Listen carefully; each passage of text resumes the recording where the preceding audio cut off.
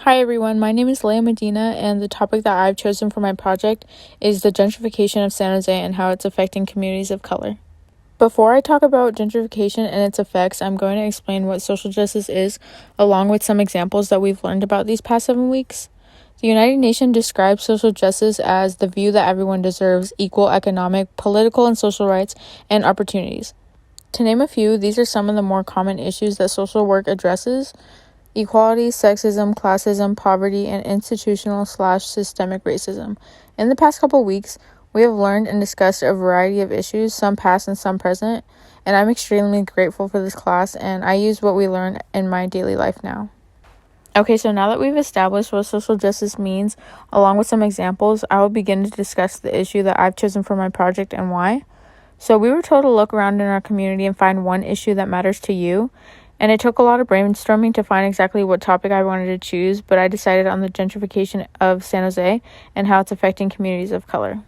Some of you may ask yourself, what is gentrification?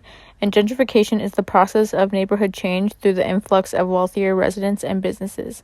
While researching, I found another definition of the term that I liked by everydayfeminism.com, and it states, gentrification is the process that dislocates traditional low-income residents, usually residents of color, and changes the social fabric of the neighborhood. Why is the gentrification of San Jose an issue? It is an issue because there is a huge increase in housing costs and is pushing out the lower-income residents of their previously affordable neighborhoods. Lower-income neighborhoods are predominantly people of color, and the higher-income neighborhoods are predominantly white, which is an effect of environmental racism. This has led to families becoming homeless or being pushed out of the city because they can no longer afford to live in San Jose. In week 4, we discussed and learned about environmental racism, and while researching my topic, I found a lot of intersecting ideas of both gentrification and environmental racism. Lower-income neighborhoods are often placed in areas where hazardous pollutants are being exposed, and living near factories that release these toxins can cause detrimental health effects like cancer, asthma, birth defects, etc. Like gentrification, the ones affected are communities of color. Why are they being affected, you may ask? In last week's assignment, we learned about how the Latinx community is disproportionately impacted in terms of healthcare.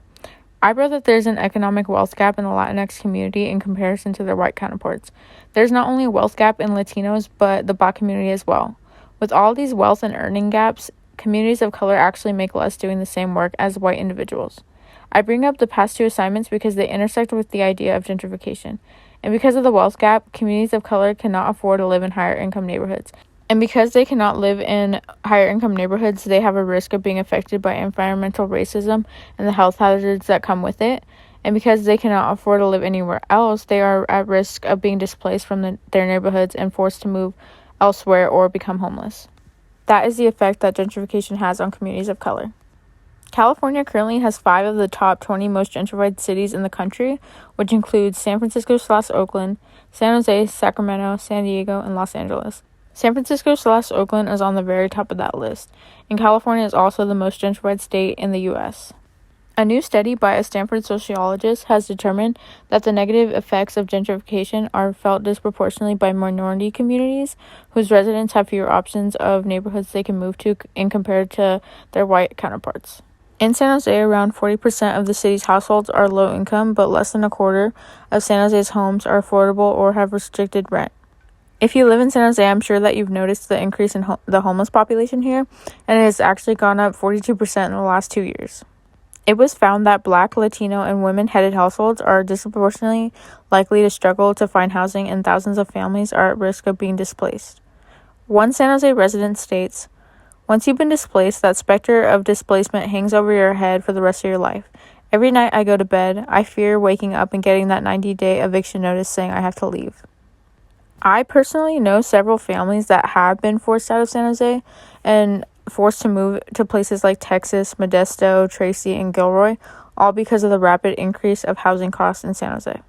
Currently, the most talked about issue in San Jose is the removal of the Berryessa flea market, and it is in danger due to a city development plan that wants to add more housing and commercial space, and that right there is a perfect example of what gentrification is.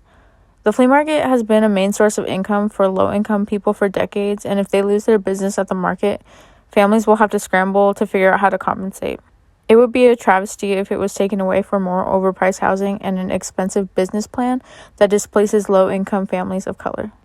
I interviewed 2 close friends about my topic and asked them each the same 5 questions. By doing so, it helps us gain a new perspective and creates a deeper understanding of gentrification and its effects. Here's what they had to say. Number 1, give your best definition of the term gentrification. Gentrification is when richer people take over poor neighborhoods, and while doing so, they push out the people who already live there and make it unaffordable. Gentrification, it is when a neighborhood is changed by wealthy influences. When wealthier people move into a neighborhood, the housing is improved, wealthier businesses are established, and the overall heart of a community is built over. Number 2, who is being affected by gentrification? And people of color are affected by gentrification the most. The people who are being affected by gentrification are those of a lower socioeconomic status. They are being forced to find a new neighborhood once theirs becomes unaffordable anymore. Number 3, why do you think a city like San Jose is rapidly increasing their housing costs? San Jose's housing costs are rapidly increasing because of it becoming one of the tech centers in America, and so lots of people end up moving here for tech jobs that pay very well, and due to there being limited housing, the prices of those houses raise a lot. I think that a city like San Jose is rapidly increasing their housing costs due to the influence of our label as the Silicon Valley. The San Jose region pays the second highest rent in the country, which is due to the rapid increase of housing costs. The Silicon Valley is a place to find work with all of our tech companies that occupy the city. There's a demand for more housing in San Jose, and anytime that you drive somewhere, it is likely that you will see more apartment complexes being built, taking over what was there before. Number 4, have you or anyone you know been affected by gentrification? One of my friends almost had to move to Florida due to the rent costs in downtown getting so much more expensive, and a couple of other people and my school have been affected by gentrification. Recently, my cousin worked at a local cafe named iJava. The cafe closed down due to the need for more apartment complexes. She lost her job, and now the local cafe, as well as the businesses around it, are all getting remodeled to be apartment homes. Also, many people that I know have had to move to other states due to rent prices being so high in San Jose. Number 5, why do you think communities of color are heavily affected by gentrification? Communities of color are affected by gentrification the most because they were pushed into these poor neighborhoods due to racism and not being able to take out big amounts of money to afford nice houses. But then those neighborhoods become desirable by rich people, and they end up pushing people of color out of those neighborhoods. I think the communities of color are being so heavily affected by gentrification due to lower prices of housing and more local and family-owned businesses.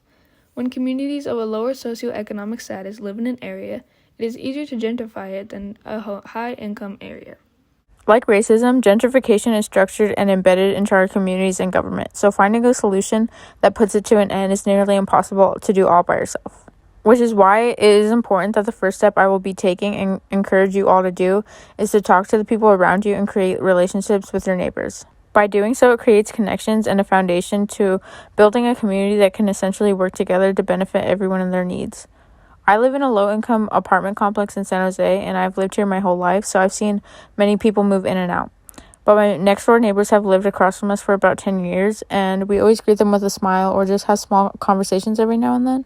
We also like to exchange food as a gift of appreciation, and many people don't even know their neighbors' first names, and it's really sad to me because it creates barriers and a small sense of competition when fighting against issues like gentrification, because it is seen as every family for themselves rather than coming together as one. The next step I plan to take is to partake in local elections and become politically involved in my community. In such a diverse city like San Jose, it is extremely important for all groups to have representation to make the best policies and decisions while including rather than excluding communities of color. Some may think that local elections don't mean as much as presidential elections, but that's not entirely true. Yes, presidential elections affect more lives because we are voting to find a leader to represent our entire country, but local elections also have an extremely important impact on those close to you. Staying informed and educated about the policies and decisions that are being made in your city is crucial in preventing/avoiding gentrification. Encouraging family and friends to participate in local elections is also something that I will be doing because we're all in this together. Lastly, something that I have been and still plan to do is support small and to buy from businesses of color. One of my favorite things to do is attend flea markets or pop-up shops because you get to not only support a family but a dream. And although buying locally and supporting small businesses may not directly prevent gentrification, it supports the families who need it most in times like these where families are being displaced from their hometowns. With the Berryessa flea market allegedly being shut down for good, it is important now more than ever that we support these vendors and their families so that they can afford to live before being stripped away from their only source of income. Gentrification is a hard issue to tackle, but it's not impossible, and it is important that we as a community come together and fight against it.